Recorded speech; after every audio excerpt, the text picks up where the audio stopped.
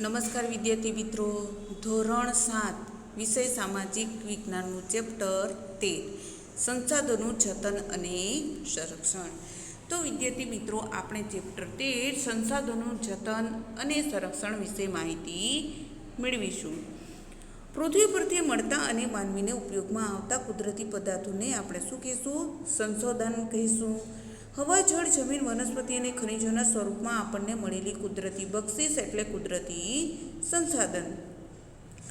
તો વિદ્યાર્થી મિત્રો, પૃથ્વી પરથી મળતા અને માનવીનો ઉપયોગમાં આવતા કુદરતી એટલે કે કુદરત દ્વારા આપણને આપોઆપ પ્રાપ્ત થયેલા સાધનોને આપણે શું કહીશું?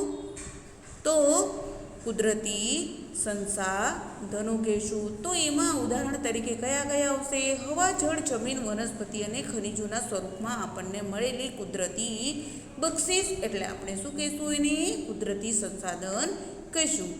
તો વિદ્યાર્થી મિત્રો, તમે લાઈન કરી શકો છો કે કુદરતી સંસાધન એટલે શું? તમને એક વાક્યનો પ્રશ્ન પૂછાઈ શકે.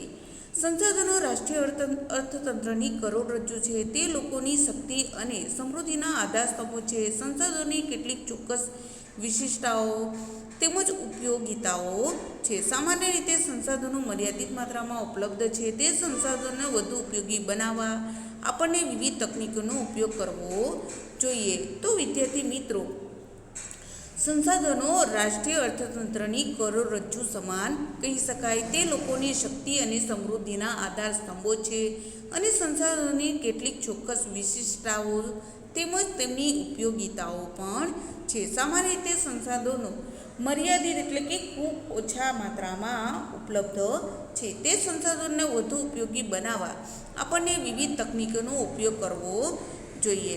તો વિદ્યાર્થી મિત્રો, આપણે જોઈશું કે સંસાધનોના પ્રકાર. તો સંસાધનોના પ્રકારમાં આપણને વિવિધ રીતે ઉપયોગી છે. ખેતીની તો વિદ્યાર્થી મિત્રો, સંસાધનોના પ્રકાર કહી શકીશું કે સંસાધનોના પ્રકાર. સંસાધનો આપણને વિવિધ રીતે ઉપયોગી છે. ખેતીથી શરૂ કરી ઉદ્યોગ અને પરિવહનની પ્રવૃત્તિ સુધીની તમામ પ્રવૃત્તિઓ પ્રત્યક્ષ કે પરોક્ષ રીતે કુદરતી સંસાધનો આપણને ઉપયોગી થાય છે. એટલે કે સંસાધનો આપણને અલગ અલગ રીતે ઉપયોગી થાય છે. તે ખેતીથી શરૂ કરીને ઉદ્યોગ માટે પણ પરિવહનની પ્રવૃત્તિની સુધીની તમામ પ્રવૃત્તિઓમાં પ્રત્યક્ષ કે પરોક્ષ રીતે કુદરતી સંસાધનો આપણને ઉપયોગી છે. જેમાં ખોરાક તરીકે આપણે તેનો ઉપયોગ કરીએ છીએ. જમીન, વનસ્પતિમાંથી પ્રાપ્ત થતી વિવિધ સામગ્રી, ઈંધણ અને ઉર્જા તરીકે સંસાધનોનો આપણે ઉપયોગ કરીએ છીએ. તો વિદ્યાર્થી મિત્રો, આપણે સંસાધનોના પ્રકારમાં આપણે કઈ કઈ રીતે ઉપયોગ કરીએ છીએ? તો ખોરાક તરીકે, જમીન તરીકે અને વનસ્પતિમાંથી પ્રાપ્ત થતી કેટલીક વનસ્પતિઓ તેમજ વિવિધ સામગ્રી કઈ રીતે ઉપયોગ કરીએ છીએ? ઈંધણ એટલે કે સળગાવવા માટે, અગ્નિ પેટાવવા માટે અને ઉર્જા તરીકે સંસાધનોનો આપણને ઉપયોગ કરતા હોઈએ છીએ. સંસાધનોને સામાન્ય બે જૂથોમાં વહેંચવામાં આવે છે. તો વિદ્યાર્થી મિત્રો, સંસાધનોને સામાન્યતઃ જોઈએ તો કેટલા જૂથમાં વહેંચવામાં આવે છે? બે. કુદરતી અને માનવ નિર્મિત.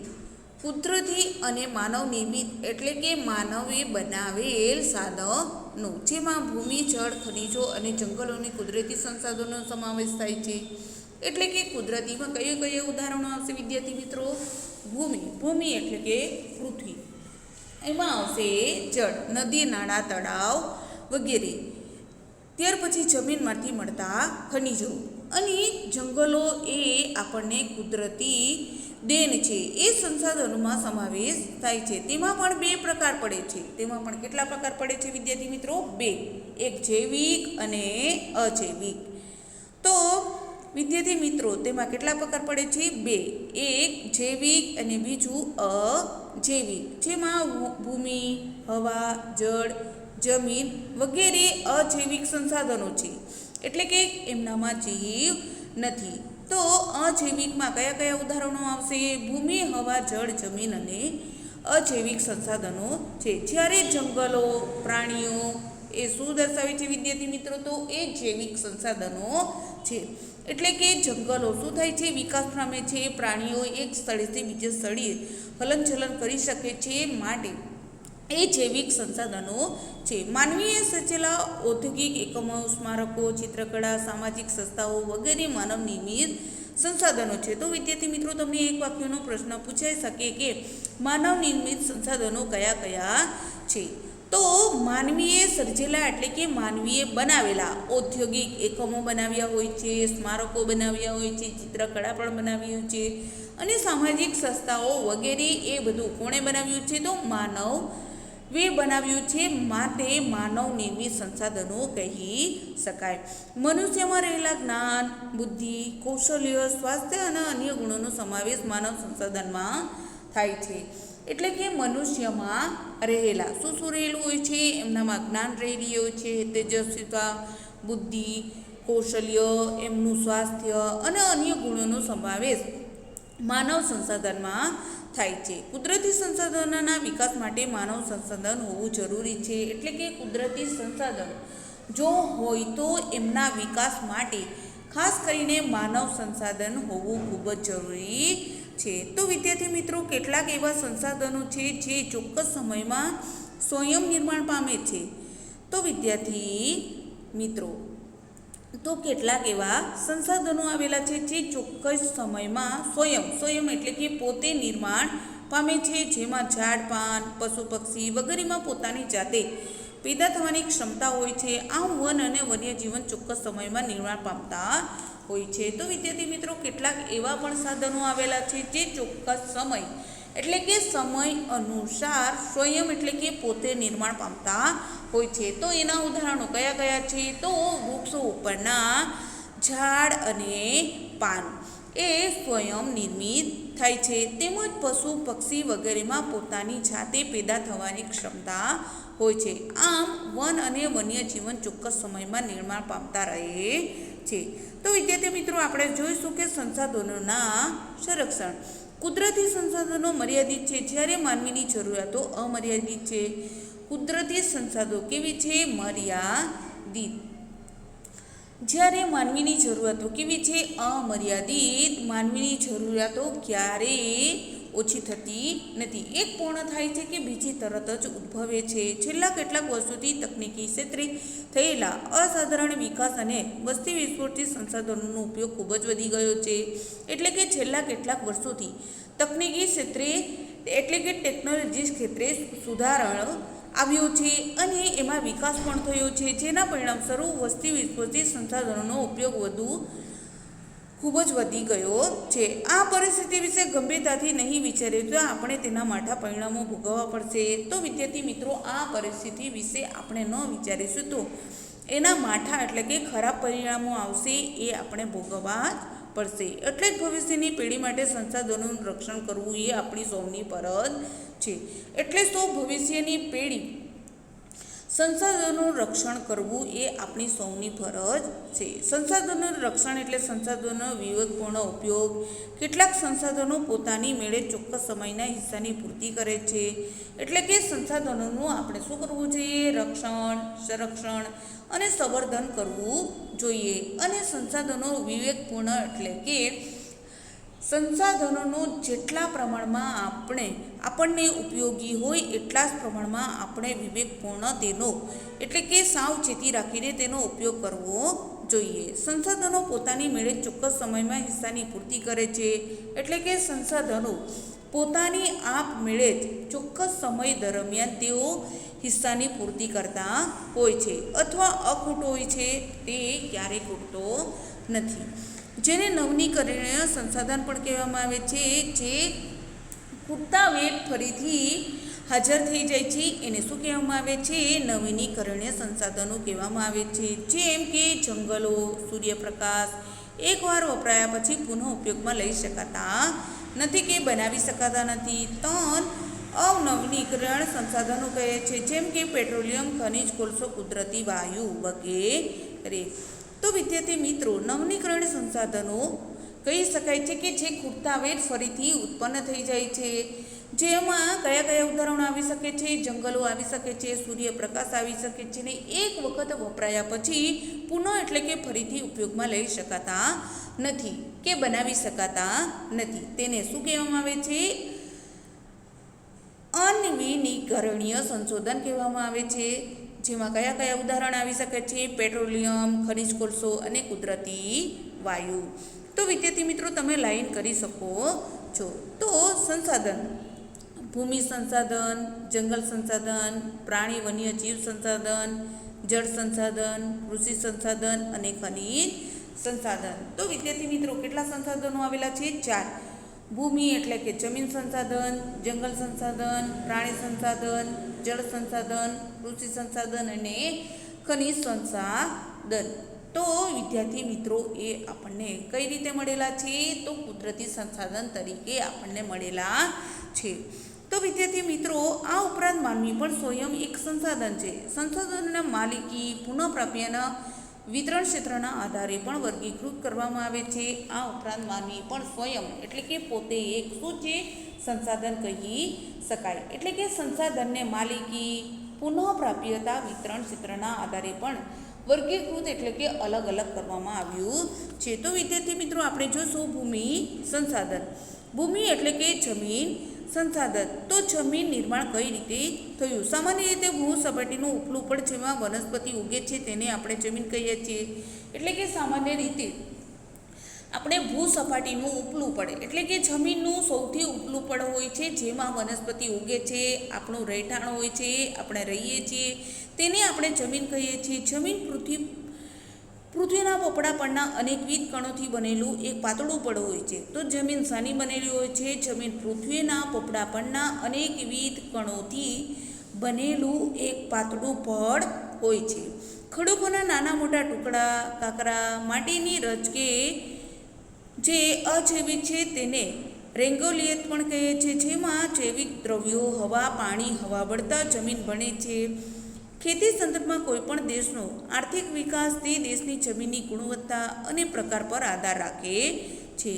તો વિદ્યાર્થી મિત્રો જમીન કઈ રીતે નિર્માણ પામી છે? તો સામાન્ય રીતે ભૂ સપાટીનું ઉપલું પડ છે ને શું કહેવામાં આવે છે? વનસ્પતિ ઉગી હોય છે તેને આપણે જમીન કહીએ છીએ. જમીન પૃથ્વીના પોપડા પરના અનેકવિધ કણોથી બનેલું હોય છે અને તે કેવું પડ હોય છે? ખૂબ જ પાતળું. ખડકોના નાના મોટા ટુકડા, કાંકરા, માટીની રચ પણ એમાં જોડાયેલી હોય છે. જે અજૈવિક છે તેને રેગોલિત કહે છે, જેમાં જૈવિક દ્રવ્યો હોય છે. જેમાં કયા કયા દ્રવ્યો ભળેલા હોય છે? હવા, પાણી ભળતા તે જમીન બને છે. અને ખેતીના સંદર્ભમાં કોઈ પણ દેશોમાં આર્થિક વિકાસ તે દેશની જમીનની ગુણવત્તા અને તેના પ્રકાર પર જ આધાર રાખે છે. તો વિદ્યાર્થી મિત્રો આપણે જોશું જમીનના પ્રકારો. ભારતીય કૃષિ સંશોધન પરિષદ દ્વારા ભારતની જમીનને કુલ 8 પ્રકારમાં વહેંચવામાં આવી છે. 1 કાપની જમીન, 2 રાતી અથવા લાલ જમીન, 3 કાળી જમીન, 4 લેટેરાઇટ જમીન, 5 રણ પ્રદેશ જમીન, 6 પર્વતીય જમીન અને 7 જંગલ પ્રકારની જમીન અને 8 દલદલ પ્રકારની જમીન. તો વિદ્યાર્થી મિત્રો ભારતીય કૃષિ સંશોધન પરિષદમાં કુલ 8 પ્રકારમાં વહેંચવામાં આવી છે. કેટલા? 8.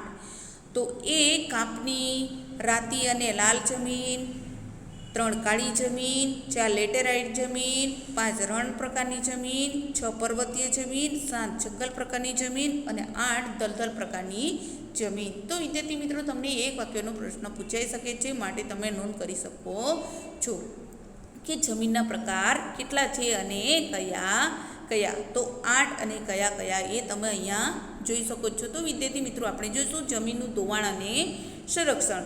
તો જમીનનું ધોવાણ ગતિશીલ પાણી, હવા દ્વારા થાય છે. તો જમીનનું ધોવાણ કઈ રીતે થાય છે?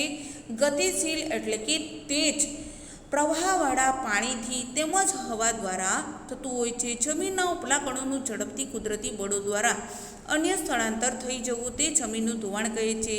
એટલે કે જમીનનો જે ઉપલો ભાગ હોય છે એના ઉપર ઝીણા ઝીણા કણો હોય છે જે ઝડપથી કુદરતી બળો એટલે કે કુદરતી જે તેજસ્વી બળ રહેલું હોય છે એના દ્વારા તે પોતાની જગ્યાએથી સ્થળથી અન્ય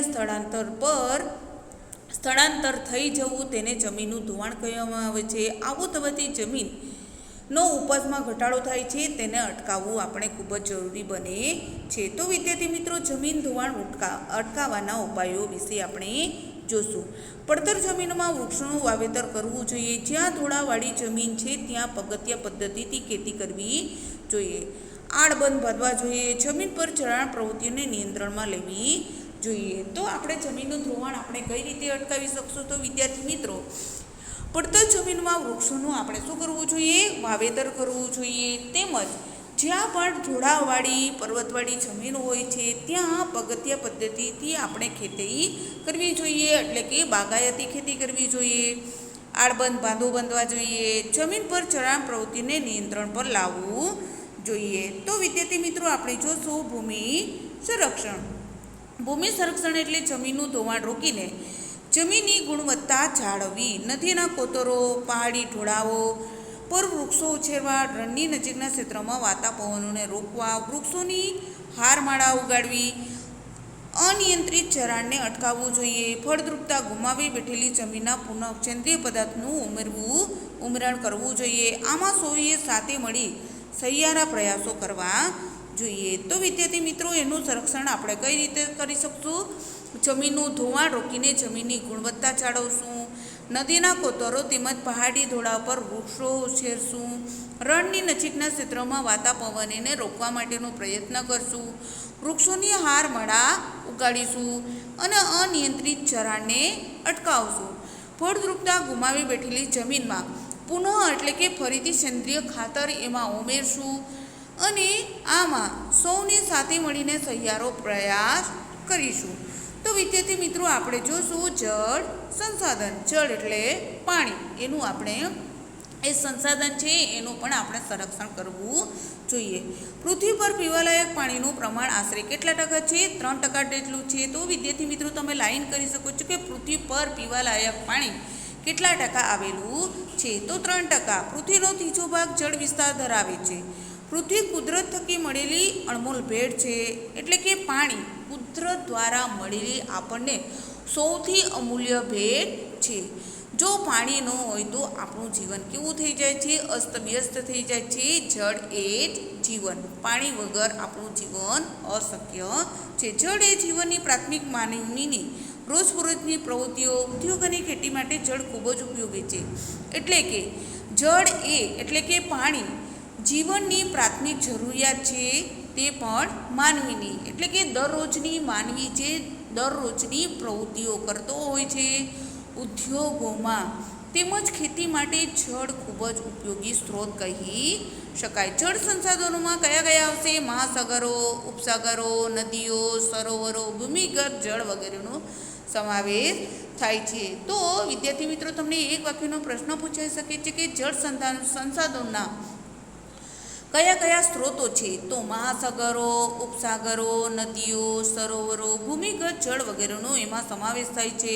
પૃથ્વી પર જળ સંસાધનનો મુખ્ય સ્ત્રોત કયો છે? વરસાદ. એટલે કે પૃથ્વી પર સૌથી મહત્વનો મુખ્ય સ્ત્રોત કયો છે જળ સંસાધનનો? તો વરસાદ આવશે. બધા સ્ત્રોત વરસાદ આધારિત છે. બધા સ્ત્રોત કેવા છે? વરસાદ આધારિત છે. પુષ્ટિ જળ સ્ત્રોતોમાં નદી, સરોવર, તળાવ, ઝરણા વગેરેનો સમાવેશ થાય છે. એટલે કે પુષ્ટિય જળ સ્ત્રોતોમાં કયા કયા ઉદાહરણો આવશે? નદી, સરોવર, તળાવ, ઝરણા વગેરેનો સમાવેશ થતો હોય છે. તેમાં મુખ્ય સ્ત્રોત કયો ગણી શકાય છે વિદ્યાર્થી મિત્રો? તો નદી. તો વિદ્યાર્થી મિત્રો, આપણે જોઈશું જળ તંગી. પાણી કુદરત થકી મળેલી અણબોધ ભેટ છે. વધતી જતી વસ્તી માટે અનાજની વધતી માંગ, રોકડિયા પાકો ઉગાડવા, શહેરીકરણ અને ઊંચા જીવન ધોરણના પરિણામે પાણીની માંગ નિરંતર વધતી જાય છે. તે પ્રકારની ગંદકીની સફાઈ પણ ઉપયોગી છે. હાલમાં આપણા દેશના ઘણા ભાગોમાં જળ તંગીનું સંકટ વધતું જ જાય છે. તો વિદ્યાર્થી મિત્રો, પાણી કેવું છે? કુદરત તરફથી મળેલી આપણને કિંમતી અને અણમોલ ભેટ કહી શકાય. વધતી જતી વસ્તીના આધારે અનાજની જેમ જેમ વસ્તી વધે છે તેમ તેમ શું છેની અસર થાય છે? અનાજની. તો અનાજની વધતી માંગ, રોકડિયા પાકો ઉગાડવા માટે શહેરીકરણ અને ઊંચા જીવન ધોરણના પરિણામે પાણીની માંગ નિરંતર વધતી જાય છે. તે પ્રકારની ગંદકીની સાથે સાથે સફાઈ પણ ઉપયોગી છે. હાલમાં આપણા દેશમાં ઘણા ભાગોમાં જળ તંગીનું સંકટ વધતું જાય છે. પેયજળની અસર જોવા મળે છે. પેયજળ એટલે કે પીવા માટેનું પાણીની અસર આપણને ઠેર ઠેર વર્તાતી હોય છે. વર્તમાન સમયમાં ભૂમિગત જળને ટ્યુબવેલ દ્વારા બહાર કાઢતા ભૂમિગત જળ સ્તર પણ નીચું ગયું છે, એટલે કે હાલના વર્તમાન એટલે કે હાલના સમયકાળ દરમિયાન ભૂમિગત એટલે કે જમીનની અંદર રહેલું જળને ટ્યુબવેલ દ્વારા એટલે કે બોરો દ્વારા જે પાણી બહાર કાઢવામાં આવે છે પેયજળ માટે એટલે કે પીવા માટે, એ ભૂમિગત જળ સ્તર પણ ધીમે ધીમે શું થયું છે, એનું સ્તર પણ નીચા ચાલ્યા ગયા છે. આજે દેશમાં પાણીની ઘટતી ઉપલબ્ધતા, વધતી જતી અસર જેવી ગંભીર સમસ્યાનો સામનો કરવો પડી રહ્યો છે. તો વિદ્યાર્થી મિત્રો, જળ સંસાધનોની જાળવણી અને વ્યવસ્થા પણ આજે ઉપલબ્ધ જળ મર્યાદિત માત્રામાં છે. પ્રદૂષિત જળની ખૂબ મોટી સમસ્યા છે, જેથી પાણીને વિવેકપૂર્ણ આપણે શું કરવું જોઈએ, જાળવણી કરવો જોઈએ અને તેનો ઉપયોગ હાથ ધરવાની આવશ્યકતા છે. એટલે કે વિદ્યાર્થી મિત્રો, જળ મર્યાદિત એટલે કે ખૂબ ઓછા માત્રામાં મળી રહે છે, માટે પ્રદૂષણથી જળની ખૂબ મોટી સમસ્યા છે, જેથી આપણે પાણીનો વિવેકપૂર્ણ ઉપયોગ કરવો જોઈએ. આમ વિવેકપૂર્ણ ઉપયોગ કરવો એ હાથ ધરવાની આવશ્યકતા છે. જળ એ આપણી સહિયારી સંપદા છે. જળ એ શું છે, કોઈ માલિકીની નથી, એ સહિયારી એટલે બધા જ લોકોની સંપત્તિ છે. જળ સંરક્ષણ માટે સામાન્ય ઉપયોગ જેવા કે વધુમાં વધુ જળાશયનું નિર્માણ કરવું જોઈએ. જળ સંરક્ષણ માટે આપણે જોઈએ તો વધુમાં વધુ એટલે કે ઘણા એવા જળાશયનું નિર્માણ કરવું જોઈએ. ભૂમિગત જળને પણ ઉપર લાવવા હંમેશા પ્રયત્ન કરવો જોઈએ. એટલે કે જમીનમાં રહેલું જે જળ છે એને ઉપર લાવવા માટેના હંમેશા પ્રયત્ન કરવા જોઈએ.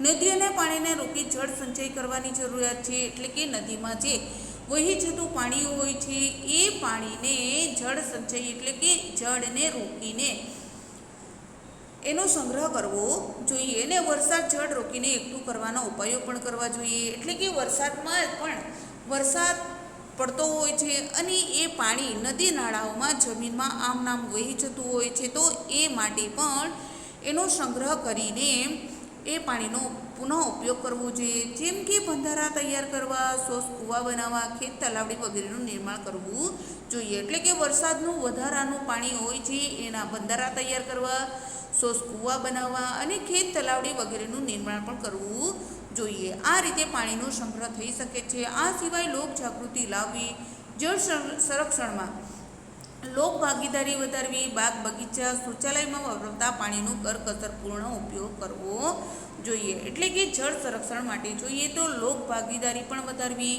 બાગ બગીચાઓમાં જે પાણીનો ઉપયોગ થાય છે એ પણ ખપ પૂરતો જ ઉપયોગ કરવો જોઈએ.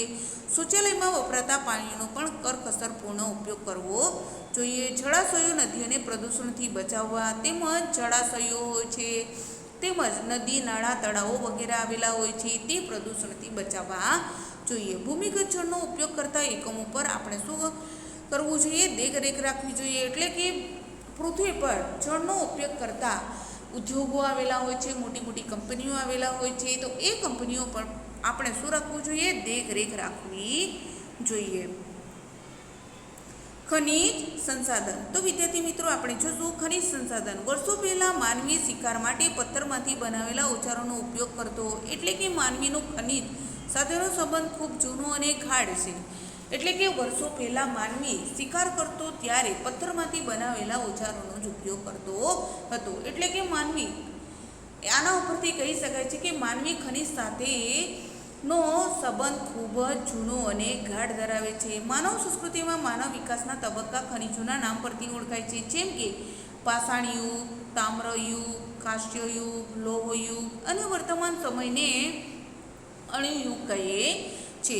તો વિદ્યાર્થી મિત્રો, માનવ સંસ્કૃતિમાં માનવ વિકાસના તબક્કામાં ખનિજોના નામ પરથી અહીંયા નામ ઓળખાઈ આવે છે. જેના ઉદાહરણ છે કે પાષાણ યુગ, તામ્ર યુગ, કાંસ્ય યુગ, લોહ યુગ અને વર્તમાન સમયને કયો યુગ કહેવામાં આવે છે, અણુ યુગ કહેવામાં આવે છે. તો વિદ્યાર્થી મિત્રો, લાઈન કરી શકો છે. ઔદ્યોગિક ક્રાંતિ પછી ખનિજોનું મહત્ત્વ અનેક ગણું વધી ગયું છે. ભારત પાસે પૂરતા પ્રમાણમાં ખનિજ સંપત્તિ હોવાથી વિશ્વના દેશો સાથે કદમ મિલાવવા આગળ વધી રહ્યું છે. એટલે કે ઔદ્યોગિક ક્રાંતિ પછી ખનિજોનું મહત્ત્વ ધીમે ધીમે અનેક ગણું વધી ચૂક્યું છે. માટે ભારત પાસે પૂરતા પ્રમાણમાં ખનિજ સંપત્તિ હોવાથી વિશ્વના દેશો સાથે કદમ મિલાવીને આગળ વધી રહ્યું છે. તો વિદ્યાર્થી મિત્રો, આપણે જોશું ખનિજ સંરક્ષણ. તો તો ખનિજ સંરક્ષણ. ઔદ્યોગિક ક્રાંતિ પછી તકનીકી વિકાસ અને વધતી વસ્તીની માંગને કારણે કુદરતી સંસાધનોનો ઉપયોગ ચરમસીમાએ પહોંચ્યો છે, જેથી કેટલાક ખનિજો ખૂટી જવાનો ભય ઊભો થયો છે. ખનિજ સંપત્તિનો આજે ખૂબ મોટા પ્રમાણમાં ઉપયોગ થવા લાગ્યો છે. પેટ્રોલિયમ પદાર્થો જેવા ખનિજ ખૂટી જવાના આરે આવીને ઊભા છે. એટલે કે ઔદ્યોગિક ક્રાંતિ પછી જેમ જેમ ટેકનોલોજીનો વિકાસ વધતો ગયો છે, તેમ તેમ વસ્તીની માંગને કારણે કુદરતી સંસાધનોનો ઉપયોગ ચરમસીમાએ પહોંચી ચૂક્યો છે, જેથી કેટલાક ખનિજો ખૂટી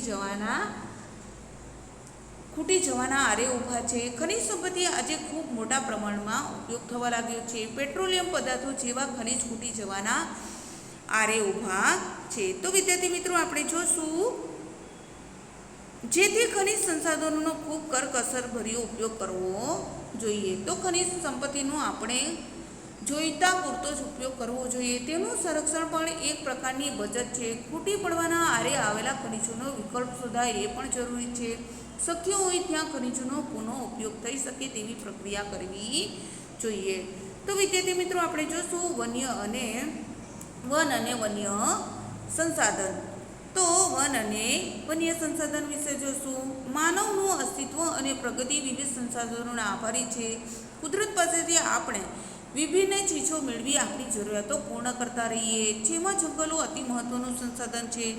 સાથે વન્યજીવ પણ નિરાળું અને વૈવિધ્યસભર છે. ભારતીય સંસ્કૃતિમાં પણ વનનું ખૂબ જ મહત્વ રહ્યું છે. તો વિદ્યાર્થી મિત્રો, માનવનું અસ્તિત્વ, પ્રગતિ અને વિવિધ સંસાધનોને આભારી એટલે કે એમની દેન છે. કુદરતી પાસેથી આપણે વિભિન્ન ચીજો મેળવી આપણી જરૂરિયાતો પૂર્ણ કરતા હોય છે, જેમાં ખાસ કરીને કયા ઉદાહરણો આવે છે કે જંગલો સૌથી અતિ મહત્વનું સંસાધન છે. સાથે વન્યજીવ પણ નિરાળું અને વૈવિધ્યસભર છે. ભારતીય સંસ્કૃતિમાં પણ વનનું ખૂબ જ મહત્વ રહ્યું છે. તો વિદ્યાર્થી મિત્રો, જંગલોનું મહત્વ વિશે આપણે જોશું. જંગલો આપણને અનેક રીતે ઉપયોગી છે. જંગલમાંથી મળતું શાક, સાલનું લાકડું ઇમારતી લાકડા તરીકે વપરાય છે. તેમાંથી ઘરનું ફર્નિચર વગેરે બનાવવામાં આવે છે. દેવદાર અને ચીનના લાકડામાંથી રમતગમતના સાધનો બનાવવામાં આવે છે. વાંસમાંથી ટોપલા, ટોપલી, કાગળ, રિયોન વગેરે બનાવી શકાય છે. જંગલમાંથી લાખ, સુંદર મધ, ઔષધિ વગેરે આપણને મળે છે. જંગલમાં રહેતી પ્રજાને આજીવિકા પણ પૂરી પાડે છે. તો વિદ્યાર્થી મિત્રો, જંગલોનું મહત્વમાં આપણે જોશું. આમાંથી વિદ્યાર્થી મિત્રો ઘણા બધા પ્રશ્નો પૂછાઈ શકે છે કે જંગલ આપણને કઈ રીતે ઉપયોગી છે. તો જંગલમાંથી મળતું શાક અને સાલનું લાકડું એ ખૂબ જ ઇમારતી લાકડું હોય છે. તો એનો આપણે ઉપયોગ કરતા હોય છે. તેમાંથી આપણે શું બનાવી શકીએ છીએ? તો ફર્નિચર વગેરે બનાવવામાં આવે છે. દેવદાર અને ચીનના લાકડામાંથી રમતગમતના સાધનો બનાવી શકાય છે. તો વિદ્યાર્થી મિત્રો, લાઈન કરી શકો છો કે દેવદાર અને ચીનના લાકડામાંથી શું બનાવવામાં આવે છે? તો રમતગમતના સાધન સામગ્રી બનાવવામાં આવે છે.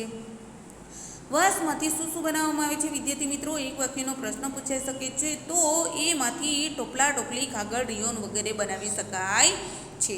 લાઈન કરી શકો છો. જંગલમાંથી લાખ, ગુંદર, મધ, ઔષધિ વગેરે આપણને મળે છે. તો વિદ્યાર્થી મિત્રો, જંગલમાંથી આપણને કઈ ઔષધિ મળી શકે છે? તો વિદ્યાર્થી મિત્રો, લાખ, ગુંદર, મધ વગેરે મળી શકે છે. અને જંગલમાં રહેતી પ્રજાને શું પૂરી પાડે છે? આજીવિકા પણ પૂરી પાડે છે.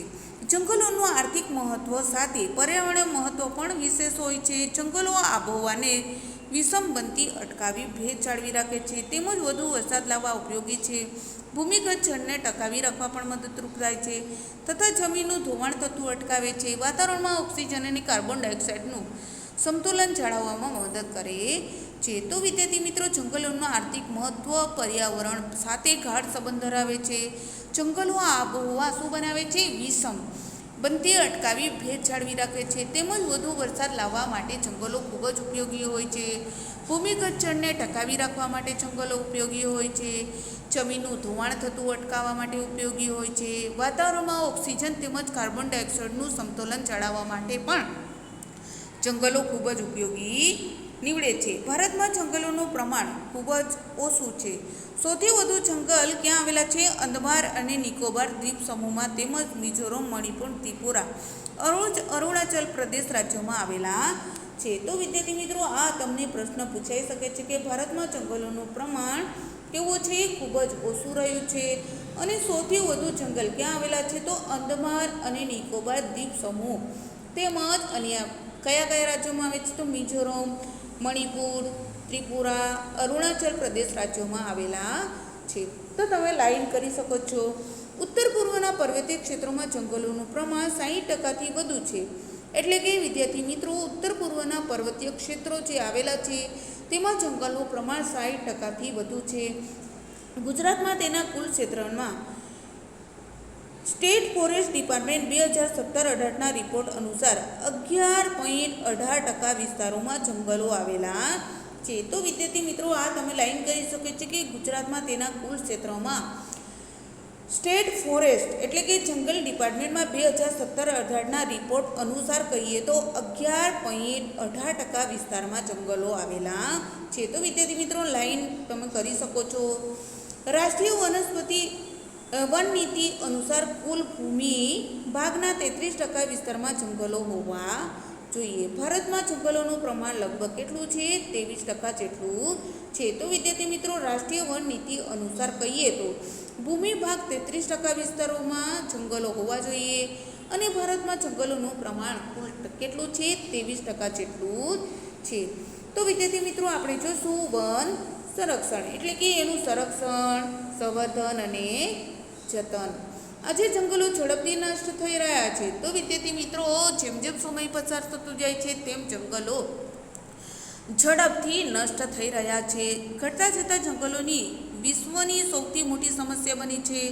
વન ઘટવાના ઘણા કારણો છે, જેમ કે માનવીની જમીન મેળવવાની ભૂખ, ઉદ્યોગો માટે કાચા માલ મેળવવા, ઇમારતી લાકડું મેળવવું, શહેરીકરણ વગેરેના લીધે જંગલો ખૂબ ઝડપથી બની રહ્યા છે. તો વિદ્યાર્થી મિત્રો, શા માટે નષ્ટ થઈ રહ્યા છે? તો ઘટતા જતા જંગલો વિશ્વની સૌથી મોટી સમસ્યા કહી શકાય.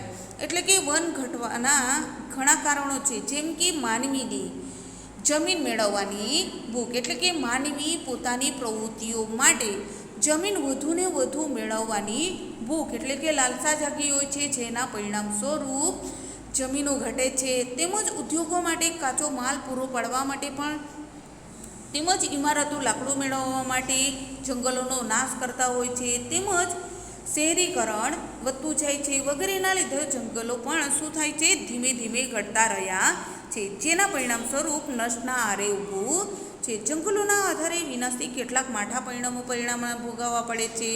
એટલે કે જંગલોના આડેધડ શું કરવામાં આવે છે? વિનાશ કરવામાં આવે છે. બળતણ માટે, ઇમારતો લાકડા માટે અને જમીન મેળવવાની લાલસા માટે. તો એના પરિણામ સ્વરૂપ આપણને માઠા પરિણામો ભોગવવા પડે છે, જેમાં પ્રદૂષણમાં વધારો એટલે કે જંગલો કાપવાથી શું થાય છે? પ્રદૂષણમાં વધારો.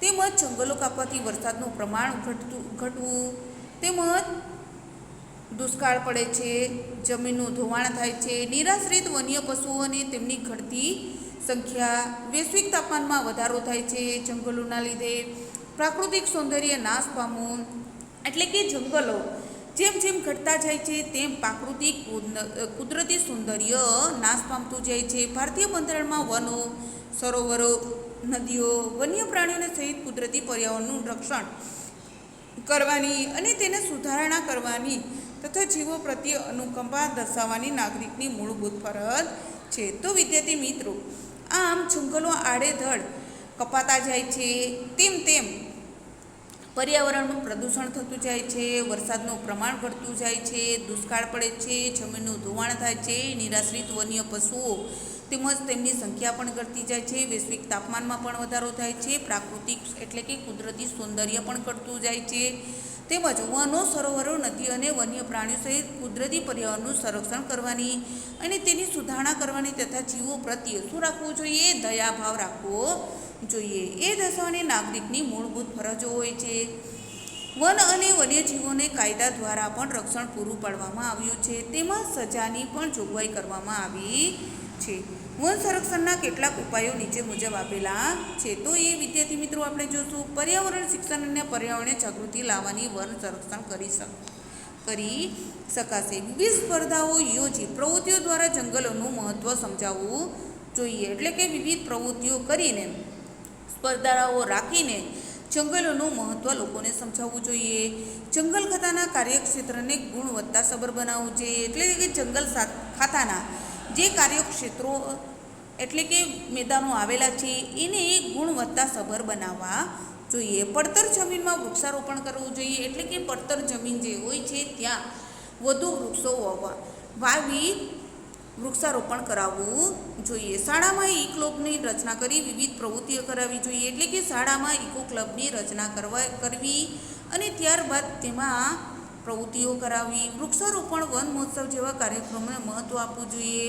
વૃક્ષારોપણ કરાવવું જોઈએ. તેમજ વન મહોત્સવના ઠેર ઠેર કાર્યક્રમો યોજી લોકોમાં જાગૃતિ લાવવા જોઈએ. તો વિદ્યાર્થી મિત્રો, ઉજવણીના વિવિધ દિવસો કયા છે? 21 માર્ચે વિશ્વ વન દિવસ આવે છે. 5મી જૂને વિશ્વ પર્યાવરણ દિવસ આવે છે. 4 ઓક્ટોબરે વન્ય પ્રાણી દિવસ આવે છે અને 29 ડિસેમ્બરે છે વિવિધતા દિવસ આવે છે. તો વિદ્યાર્થી મિત્રો, તમે ઉજવણીના દિવસો લાઈન કરી શકો છો. વન્યજીવ સંસાધન વિશે જોશું. ભારતનું વન્યજીવ વૈવિધ્યસભર છે. વિશ્વના વિવિધ જંતુઓ અનેકવિધ પ્રાણીઓની પ્રજાતિ ભારતમાં આવેલી છે. પક્ષીઓ અને માછલાની પ્રજાતિમાં પણ ઘણું વૈવિધ્ય જોવા મળે છે. સરીસૃપો, સસ્તન વર્ગના ઉભયજીવી પ્રાણીઓ ભારે વૈવિધ્ય જોવા મળે છે. એટલે કે વન્યજીવ સંસાધનમાં આપણે જોશું કે ભારતનું વન્યજીવ કેવું છે? વિવિધતાવાળું રહે છે. વિશ્વમાં વિવિધ જીવજંતુઓ આવેલા છે. અનેકવિધ પ્રાણીઓની પ્રજાતિ ભારતમાં આવેલી છે. એમાં ખાસ કરીને પક્ષીઓ, માછલાની પ્રજાતિઓમાં પણ ઘણું વિવિધતા જોવા મળે છે. જેમાં સરીસૃપ એટલે કે પેટથી ચાલતા સસ્તન વર્ગના અને ઉભયજીવી પ્રાણીઓ ભારે વૈવિધ્ય જોવા મળે છે. તો વિદ્યાર્થી મિત્રો, આપણે જોશું કે જમ્મુ કાશ્મીર, લદ્દાખમાં કાશ્મીરી મૃગ જંગલી બકરીઓ જોવા મળે છે. તો વિદ્યાર્થી મિત્રો, જમ્મુ કાશ્મીર અને લદ્દાખમાં કયા કયા જોવા મળે છે? તો કાશ્મીરી મૃગ જંગલી બકરીઓ જોવા મળે છે. ઉત્તરાખંડ, કર્ણાટક, કેરળ, અસમ વગેરે રાજ્યોમાં શું જોવા મળે છે? હાથી જોવા મળે છે.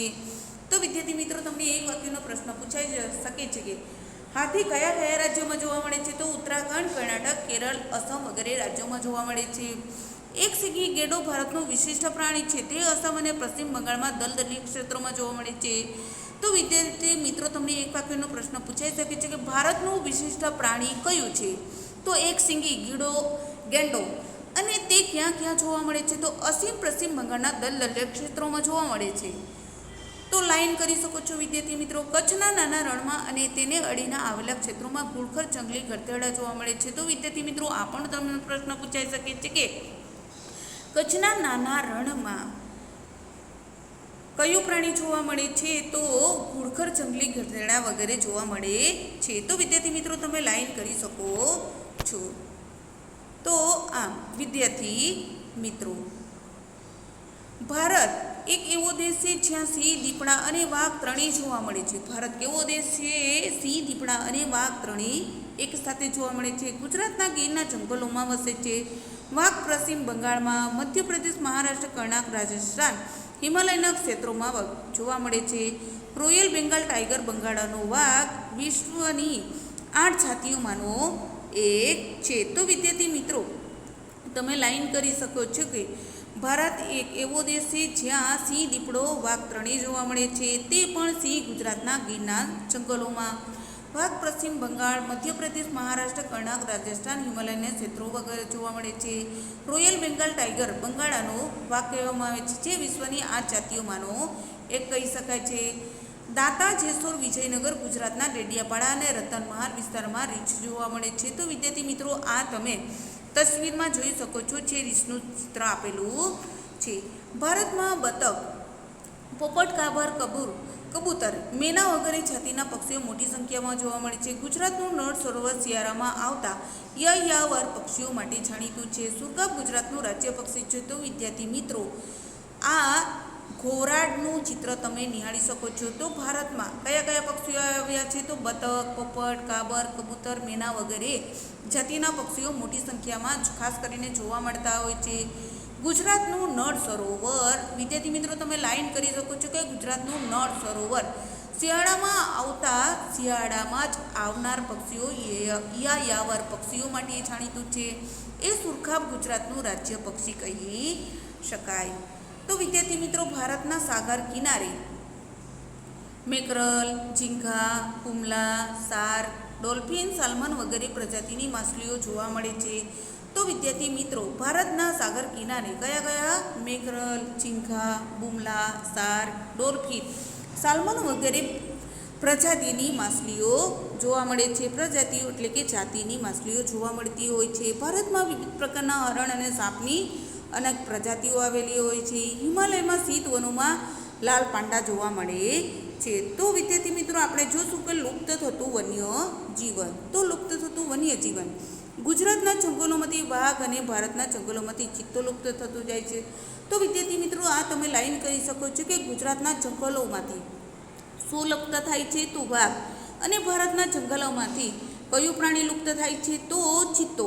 કેટલાક પ્રાણીઓ જેમાં કે ચકલી, ગીધ, સારસ, ઘુવડ, ઘોરાડ અને ઘડિયાળ એટલે કે મગર, ગાંગે, ડોલ્ફિન જેવા પ્રાણીઓ લુપ્ત થવાના આરે છે. તો વિદ્યાર્થી મિત્રો, ભારતના જંગલોમાંથી શું શું લુપ્ત થવાના આરે છે? તો વાઘ અને ચિત્તો.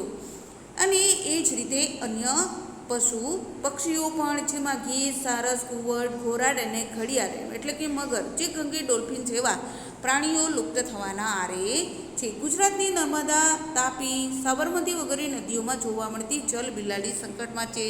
એટલે કે ગુજરાતમાં કઈ કઈ નદી આવેલી છે? નર્મદા, તાપી, સાબરમતી વગેરે નદીઓ આવેલી છે. એમાંથી જળ બિલાડી પણ લુપ્ત થવાના આરે છે. તો વિદ્યાર્થી મિત્રો, તમે જોઈ શકો છો પહેલી તસવીર, એમાં આપેલું છે લાલ પાંડા, ઘડિયાળ મગર, ગાંગે ડોલ્ફિન અને જળ બિલાડીની તસવીર તમે નિહાળી શકો છો. તો વિદ્યાર્થી મિત્રો, આપણે જોશું વન્ય સંરક્ષણ. સદીઓથી વન્યજીવોના સંરક્ષણ માટે કાયદા થતા આવ્યા છે. સમ્રાટ અશોકે વન્યજીવોના સંરક્ષણ માટેના કાયદા કરાવ્યાની નોંધ ઇતિહાસમાં મળે છે. આજે પણ તે માટેના કાયદા છે. મોટાભાગના રાજ્યોમાં સ્ટેટ વાઇલ્ડ લાઇફની રચના થયેલ છે. અન્ય સ્વૈચ્છિક સંસ્થાઓ પણ તેના માટે કામ કરી રહી છે. એટલે કે સદીઓથી વન્યજીવોના સંરક્ષણ માટે સરકારે કેટલાક કાયદાઓ પણ બનાવ્યા છે. અને એમાંથી સમ્રાટ અશોકે વન્યજીવના રક્ષણ માટેના કાયદા કરાવ્યાની નોંધપાત્ર ઇતિહાસમાં માહિતી આપણને પ્રાપ્ત થયેલી છે. આજે પણ તે માટેના કાયદાઓ ઘડેલા છે અને તે અમલમાં પણ લેવાય છે. મોટાભાગના રાજ્યોમાં સ્ટેટ વાઇલ્ડ લાઇફની રચના થયેલ છે. અન્ય સ્વૈચ્છિક સંસ્થાઓ પણ તેમાં કામ કરી રહી છે.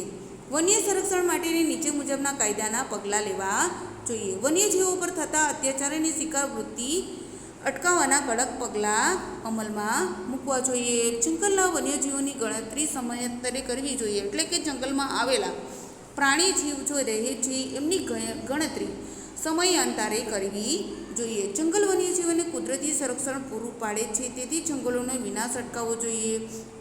જંગલ વન્યજીવોને કુદરતી સંરક્ષણ પૂરું પડતું જ હોય છે, જેના પરિણામ સ્વરૂપ જંગલોનો વિનાશ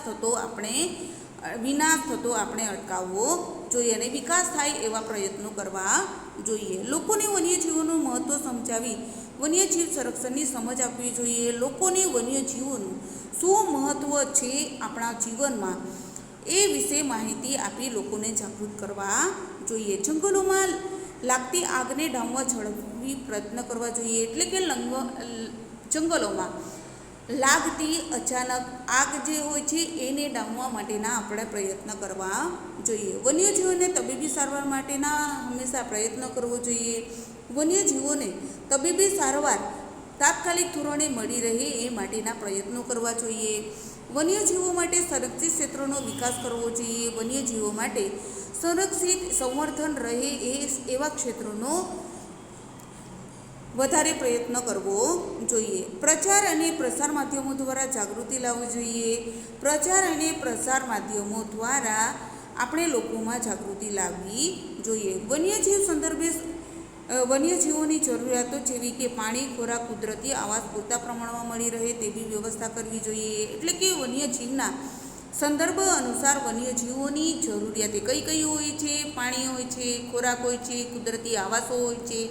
તો એ પૂરતા પ્રમાણમાં પ્રાણીઓને મળી રહે એની વ્યવસ્થા આપણે ગોઠવવી જોઈએ. રણ પ્રદેશનું જીવન. તો વિદ્યાર્થી મિત્રો, રણ પ્રદેશનું જીવન સહારાનું ગરમ રણ. સહારાનું ગરમ રણ વિશ્વનું સૌથી મોટું રણ છે. આ રણ કેવું છે? ખૂબ જ વિશાળ, સહારાની આબોહવા ગરમ અને કેવી છે? ખૂબ જ શુષ્ક. વરસાદ ખૂબ ઓછો પડતો હોય છે. વનસ્પતિ વિહોણા આ પ્રદેશમાં દિવસનું તાપમાન કેટલું હોય છે? 50 સેલ્સિયસ સુધી પહોંચી જાય છે. તો રાત્રિનું કેટલું હોય છે? 0 સેલ્સિયસ જેટલું નીચું પણ થઈ જાય છે. તો વિદ્યાર્થી મિત્રો આપણે જોશું વનસ્પતિ અને પ્રાણી જગત. તો સહારા રણ આફ્રિકા ખંડ. તો સહારાના રણમાં કાંટાળી વનસ્પતિ, ખજૂરના વૃક્ષો આવેલા હોય છે. સહારાના રણમાં શું હોય છે? વધુ વરસાદ પડતો ન હોવાથી સહારાના રણમાં કાંટાળી વનસ્પતિ અને ખજૂરના જ વૃક્ષો ખાસ કરીને જોવા મળતા હોય છે. રણ પ્રદેશ હોવાથી ખૂબ ઓછી વનસ્પતિ જોવા મળે છે. રણમાં ખજૂરના વૃક્ષોથી ઘેરાયેલા રણદ્વીપ આવેલા છે, જેમાં શિયાળ, ઝરખ, રણના વીંછી, કાચીડા, રણની ઘો અને સાપ જેવા પ્રદેશોમાં જોવા મળે છે. તો વિદ્યાર્થી મિત્રો આપણે જોઈશું કે સહારાનું રણ, ખજૂરાના વૃક્ષો, ખનિજ તેલ ક્ષેત્ર, પારંપરિક માટીના ઘર. તો ત્યાંના લોકોનું જીવન કેવું હતું એ આપણે જોઈશું. સહારાનું રણ, ખજૂરોના વૃક્ષ, ખનિજ તેલ ક્ષેત્ર અને પારંપરિક માટીના ઘર. તો વિદ્યાર્થી મિત્રો આપણે જોઈશું લોકો. સહારાની વિષમ આબોહવા પણ લોકજીવન ધબકતું જોવા મળે છે. તેમાં બેદુઈન, તુઆરેંગ, બર્બર જેવી જનજાતિના લોકો વસે છે.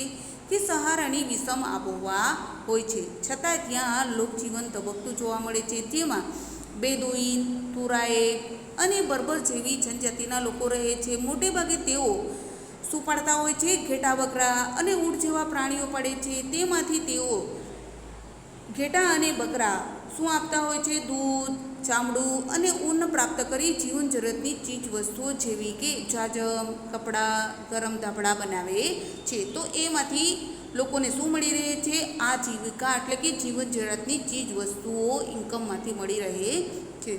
રણના વિસ્તારમાં આવેલી નાઇલ ખીણમાં જળ જથ્થો ઉપલબ્ધ હોવાથી અહીં ખજૂર અને ઘઉં જેવા પાકો લેવાય છે. એટલે કે રણમાં વિસ્તાર હોવા છતાં પણ નાઇલ ખીણમાં જળ જથ્થો ઉપલબ્ધ હોવાથી અહીં ખજૂર અને ઘઉંના પાકો પણ લેવાતા હોય છે. તો સહારાના રણ વિસ્તારમાં ખનિજ તેલ મળે છે. આ ઉપરાંત આ ક્ષેત્રોમાંથી લોખંડ, ફોસ્ફરસ, મેંગેનીઝ, યુરેનિયમ જેવા ખનિજો પણ મળે છે. એટલે કે સહારાના વિસ્તારમાં ખનિજ તેલ તો મળે છે, એની સાથે સાથે કેટલા એવા ક્ષેત્રો આવેલા છે એમાંથી લોખંડ, ફોસ્ફરસ, મેંગેનીઝ અને યુરેનિયમ જેવા ખનિજો પણ પ્રાપ્ત થાય છે. તો વિદ્યાર્થી મિત્રો તમે લાઈન કરી શકો છો. ખનિજોનું વધુ પ્રમાણમાં ઉત્પાદન થતું હોવાથી કેટલાક પ્રદેશોના લોકજીવનમાં ખૂબ મોટા ફેરફારો પણ જોવા મળતા હોય છે. કાચા માટીના મકાનોના બદલે પાકા મકાન અને રોડ રસ્તા બનાવવાથી શહેરીકરણ પણ વધી રહ્યું છે. વિદેશમાંથી પણ ઘણા લોકો અહીં તેલ ક્ષેત્રમાં રોજગારી મેળવવા ધીરે ધીરે આવવા લાગ્યા છે. તો વિદ્યાર્થી મિત્રો આપણે જોશું લદ્દાખનું રણ. ભારતની ઉત્તરે લદ્દાખનો કેન્દ્રીય શાસિત પ્રદેશ આવેલો છે. લદ્દાખ એ ભારતનું ઠંડુ રણ છે, જેની ઉત્તરે કારાકોરમ પર્વત શ્રેણી અને દક્ષિણ જાસ્કર પર્વત શ્રેણી આવેલી છે. આ ક્ષેત્રની મુખ્ય નદી સિંધુ છે. ઊંચાઈના કારણે અહીં હવા ખૂબ કેવી છે? પાતળી. આબોહવા ઠંડી અને શુષ્ક છે. ત્યાંની આબોહવા ઠંડી અને શુષ્ક એટલે કે સૂકી છે. અહીં ઉનાળામાં તાપમાન કેવું છે? 0 સેલ્સિયસ છે. તાપમાન કેવું છે ઉનાળાનું? 0 સેલ્સિયસથી ઉપર અને રાત્રે તાપમાન 30 સેલ્સિયસથી પણ નીચે ઉતરી જાય છે. અહીં વરસાદનું પ્રમાણ ખૂબ ઓછું જોવા મળે છે. તો વિદ્યાર્થી મિત્રો જમ્મુ અને કાશ્મીર તથા લદ્દાખ કેન્દ્રીય શાસિત પ્રદેશો આવેલા છે. તો વિદ્યાર્થી મિત્રો આપણે જોશું લદ્દાખને ખા પા ચાન પણ કહે છે, જેનો મતલબ થાય છે હિમ ભૂમિ. વનસ્પતિ અને પ્રાણી જીવન. ત્યાંનું વનસ્પતિ અને પ્રાણી જીવન કેવું છે એ આપણે જોશું. લદ્દાખનું ઠંડુ રણ શુષ્ક વાતાવરણ ધરાવતું હોવાથી ત્યાં ખૂબ ઓછી વનસ્પતિ જોવા મળે છે. ત્યાંનું વાતાવરણ કેવું હોય છે? ઠંડુ અને શુષ્ક હોવાથી વનસ્પતિ ખૂબ ઓછી જોવા મળતી હોય છે. ફક્ત ત્યાં શું ઉગે છે? ટૂંકું ઘાસ, અને તે પાલતુ જાનવરોને ચરાવવામાં ઉપયોગમાં આવતું હોય છે. એ ટૂંકું ઘાસ ત્યાં પાડવામાં આવતા પશુઓને ચરાવવામાં આવતું હોય છે. ખીણ પ્રદેશમાં દેવદાર અને પોપ્યુલરના વૃક્ષો જોવા મળે છે. ખીણ પ્રદેશમાં દેવદાર અને પોપ્યુલરના વૃક્ષો વધુ થતા હોય છે. લદ્દાખમાં પક્ષીઓની વિવિધ જાતિઓ જેવી કે દેવચકલી, રેસ્ટાર્ટ, ચુકર, ગેટલા, સ્નો, પાર્ટ્રીજ, બરફનું તેતર, તિબ્બતનો સ્નોનો રેવર, હબ જોવા મળે છે. એટલે કે લદ્દાખના પક્ષીઓની વિવિધ જાતિઓ જેવી કે દેવચકલી, રેડસ્ટાર્ટ, ચુકર, ગ્રેડલા, સ્નો, પાટ્રીજ, તિબેટનો સ્નોકોક, રેવન અને હબ જેવા મળે છે. તો વિદ્યાર્થી મિત્રો તમે લાઈન કરી શકો છો. જ્યારે પ્રાણીઓમાં હિપ દીપડા, લાલ લોમડી, માર્મોટ એટલે કે મોટી ખિસકોલી, ગેરુઆ, રંગૂન રીંછ અને હિમાલયન તાહર જોવા મળે છે. દૂધ અથવા માંસ મેળવવા જંગલી બકરી, ઘેટા, યાક પ્રાણીઓ પાળવામાં આવે છે. દૂધ માટે કયા કયા પ્રાણીઓ પાળવામાં આવતા હોય છે? તો જંગલી બકરી, ઘેટા, યાક પ્રાણીઓ પાળવામાં આવતા હોય છે. યાકના દૂધમાંથી તેઓ પનીર બનાવે છે. તો વિદ્યાર્થી મિત્રો આ પણ પ્રશ્ન પૂછાય છે કે કયા પ્રાણીના દૂધમાંથી પનીર બનાવવામાં આવે છે? તો ઘેટા, બકરા તથા યાકના ઉલિયનનો ઉપયોગ કરી ગરમ કપડાં પણ બનાવવામાં આવતા હોય છે. તો વિદ્યાર્થી મિત્રો આપણે જોશું કે લદ્દાખના ખેતરો અને અખરોટનું વૃક્ષ તમે તસવીરમાં નિહાળી શકો છો. તો વિદ્યાર્થી મિત્રો લદ્દાખના ખેતરો અને અખરોટનું વૃક્ષ. લોકો લદ્દાખ તેના પહાડી સૌંદર્ય અને સંસ્કૃતિ માટે જાણીતું છે. અહીં મોટે ભાગે ઇન્ડો આર્યન, તિબેટિયન, લદ્દાખી પ્રજાતિના લોકો વસે છે, જેમાં મોટાભાગના લોકો બૌદ્ધ ધર્મ પાળે છે. લદ્દાખ ક્ષેત્રમાં અનેક બૌદ્ધ મઠો પણ આવેલા છે, જેમાં હેમિસ, થિક્સે અને રો વગેરે છે. એટલે કે લદ્દાખ તેના પહાડી સૌંદર્ય માટે ખૂબ જ જાણીતું છે. પહાડી કુદરતી સૌંદર્ય માટે ખૂબ જ પ્રસિદ્ધ છે. સંસ્કૃતિ માટે તે જાણીતો છે. અહીં મોટે ભાગે ઇન્ડો આર્યન તેમજ તિબેટિયન લદ્દાખી જાતિના લોકો વસે છે, જેમાં મોટાભાગના લોકો બૌદ્ધ ધર્મ પાળતા હોય છે. અને લદ્દાખ ક્ષેત્રમાં અનેક બૌદ્ધ મઠો પણ આવેલા છે, જેમાં ખાસ કરીને હેમિસ, થિક્સે અને રો વગેરે છે. ઉનાળાની ઋતુમાં અહીં જવ, બટાટા, વટાણા વગેરેની ખેતી થાય છે. મહિલાઓ ઘરકામ, ખેતીકામની સાથે સાથે નાના વ્યવસાયો જેવા કે દુકાન કરવી, ગરમ કપડાં વણવા વગેરેનું કામ કરે છે. અહીં તિબેટીયન સંસ્કૃતિના બોડા ફેલાવાને કારણે આને નાના તિબેટ તરીકે પણ ઓળખવામાં આવે છે. તો વિદ્યાર્થી મિત્રો ઉનાળામાં અને ઋતુમાં શું થાય છે? કયા કયા પાકો થાય છે? જવ, બટાકા, વટાણા વગેરેની ખેતી થતી હોય છે. મહિલાઓ ઘરકામ કરતી હોય છે, ખેતી કામ પણ કરે છે અને સાથે સાથે નાના નાના વ્યવસાયો, એની સાથે દુકાન પણ ચલાવતી હોય છે અને એની સાથે સાથે ગરમ કપડાં વણવાનું પણ કામ કરતી હોય છે. તિબેટિયન સંસ્કૃતિના બોરડા ફેલાવાને કારણે આને નાના તિબેટ તરીકે પણ ઓળખીએ છીએ. તો વિદ્યાર્થી મિત્રો આ પણ તમને પ્રશ્ન પૂછાઈ શકે છે. તો વિદ્યાર્થી મિત્રો આપણે જોશું બૌદ્ધ મઠની તસવીર તમે નિહાળી શકો છો. અહીંના લોકો સાદું અને સરળ જીવન જીવે છે. અહીંના લોકોની રોજગારી મોટેભાગે પ્રવાસન ઉદ્યોગ સાથે જોડાયેલી હોય છે. દેશ વિદેશથી લોકો અહીં ફરવા માટે આવે છે. અહીંના મઠો, ઘાસના મેદાનો, હિમનદીઓ જોવાલાયક સ્થળો છે. સાથે સાથે અહીંના લોકો ઉત્સવો અને ધાર્મિક અનુષ્ઠાનો જોવા મળે છે. આમ લદ્દાખનું જીવન જોવું એ અદ્ભુત લાભો છે. તો વિદ્યાર્થી મિત્રો અહીંયા લોકોનું જીવન કેવું છે? સાદું અને સરળ. તો અહીંના લોકોની રોજગારી મોટે ભાગે પ્રવાસન ઉદ્યોગો સાથે સંકળાયેલી હોય છે. દેશ વિદેશથી લોકો અહીંયા ફરવા માટે આવે છે. અહીંના મઠો, ઘાસના મેદાનો, હિમ નદીઓ જોવાલાયક સ્થળો આવેલા છે. અહીં લોકોના ઉત્સવો અને ધાર્મિક અનુષ્ઠાનો જોવાલાયક અને એનો લહાવો લેવો સફળદાયક છે. આમ લદ્દાખનું જીવન કેવું છે? અદ્ભુતદાયી છે. તો વિદ્યાર્થી મિત્રો ખરદુંગલા વિશે આપણે માહિતી જોશું. લદ્દાખનું મુખ્ય શહેર કયું છે? લેહ, જે હવાઈ અને જમીન માર્ગે જોડાયેલું છે. ત્યાંથી રાષ્ટ્રીય ધોરીમાર્ગ 1A પસાર થાય છે. આધુનિકરણથી અહીંના જીવનમાં પણ પરિવર્તન આવવા લાગ્યું છે, છતાં અહીંના લોકો પ્રકૃતિ સાથે એટલે કે કુદરત સૌંદર્ય સાથે કદમ મિલાવીને ચાલે છે. પ્રાકૃતિક વસ્તુનો ખૂબ જ કરકસરપૂર્વક ઉપયોગ કરી પોતાનું જીવન જીવે છે. તો વિદ્યાર્થી મિત્રો લદ્દાખનું શહેર કયું છે? લેહ, જે હવાઈ માર્ગ સાથે જોડાયેલું છે, જેનો રાષ્ટ્રીય ધોરીમાર્ગ નંબર 1A થાય છે. આધુનિકરણથી એટલે કે જેમ જેમ ટેકનોલોજી વધતી જાય છે તેમ તેમના જીવનમાં પરિવર્તનો આવવા લાગ્યા છે, છતાં અહીંના લોકો કુદરતી સૌંદર્ય સાથે જોડાયેલા છે. એમના તાલ મિલાવીને ચાલે છે. કુદરતી સૌંદર્ય વસ્તુઓનો ખૂબ જ કરકસરભર્યો ઉપયોગ કરીને પોતાનું જીવન જીવે છે. તો વિદ્યાર્થી મિત્રો લદ્દાખનો પારંપરિક પહેરવેશ તમે ચિત્રમાં નિહાળી શકો છો. તો વિદ્યાર્થી મિત્રો આપણે જોશું કચ્છનું રણ. ગુજરાતમાં રાજ્યની ઉત્તર પશ્ચિમ સરહદે કચ્છનું રણ આવેલું છે. કચ્છના રણની ઉત્તર અને પૂર્વમાં પાકિસ્તાન દેશ રાજસ્થાન રાજ્ય આવે છે. તેના બે ભાગ પડે છે, નાનું અને મોટું રણ. તો વિદ્યાર્થી મિત્રો, કચ્છનું રણમાં નાનું અને મોટું રણ બે ભાગ પડે છે. વિસ્તારમાં જે ખંડીય છાજલી ઉંચકવાના લીધે બન્યું હોય તેવું જાણવા મળે છે. એટલે કે એનો વિસ્તાર કઈ રીતે બન્યો છે? ખંડીય છાજલી ઉંચકવાના લીધે બન્યું હોય એવું થાય છે. અને ગુજરાતના કચ્છ જિલ્લામાં આવેલ આ થડના રણને એક ભાગ છે.